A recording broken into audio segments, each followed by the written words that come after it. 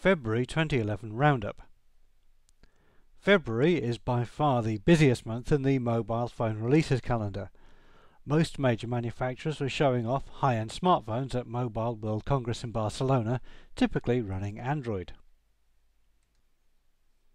Nokia Microsoft tie-up. Probably the biggest news of the month was the controversial announcement that Nokia will switch to Windows Phone as its primary smartphone operating system, which is positive in many ways, but may lead to gaps in their product range. HTC. All of HTC's releases this month were running Android.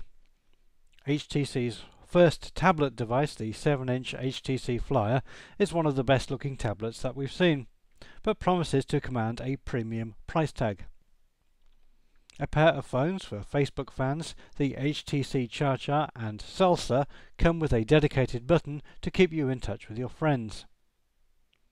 A trio of S phones indicating upgrades from last year's models, the HTC Desire S is a very slight upgrade to the original best-selling Desire and is likely to be a very popular smartphone. At the bottom of the range, the original Wildfire gets a significant boost with the HTC Wildfire S. A worldwide version of a Verizon phone, the HTC Incredible S, fits in near to the top of HTC's Android smartphone range. Sony Ericsson. Sony Ericsson showed off 3 powerful Android smartphones this month. The headlining device was the Sony Ericsson Xperia Play, a normal-looking handset until you slide it open to find some clever PlayStation-style gaming controls. 2 very closely related smartphones are the Sony Ericsson Xperia Neo and Xperia Pro, relatively high-end devices that are similar in most ways except that the Pro has a QWERTY keyboard. Samsung. The Badar-powered Samsung Wave 578 is one of only a very small number of non-Android handsets announced this month.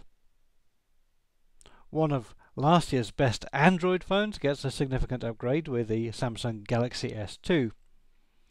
Also filling out the Galaxy line, the compact Samsung Galaxy S Wi-Fi Android tablets come in 4-inch or 5-inch versions with all the features of an Android smartphone, just without the phone.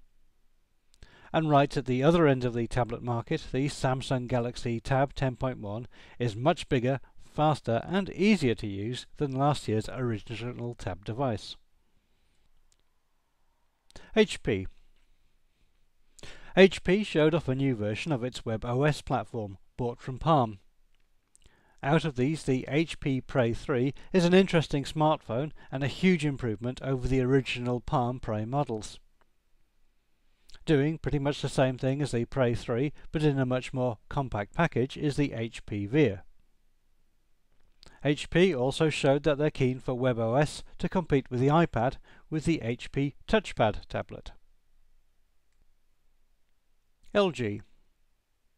Featuring both a 3D screen and 3D video capture, the LG Optimus 3D goes into a dimension that no other phone does. But is there actually any consumer demand?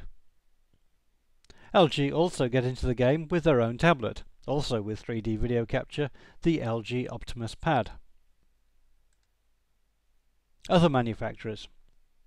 The Ink Cloud Touch is an inexpensive Android phone aimed at Facebook users. At the other end of the Android spectrum is the Motorola Pro, with a built-in QWERTY keyboard aimed at business and professional customers.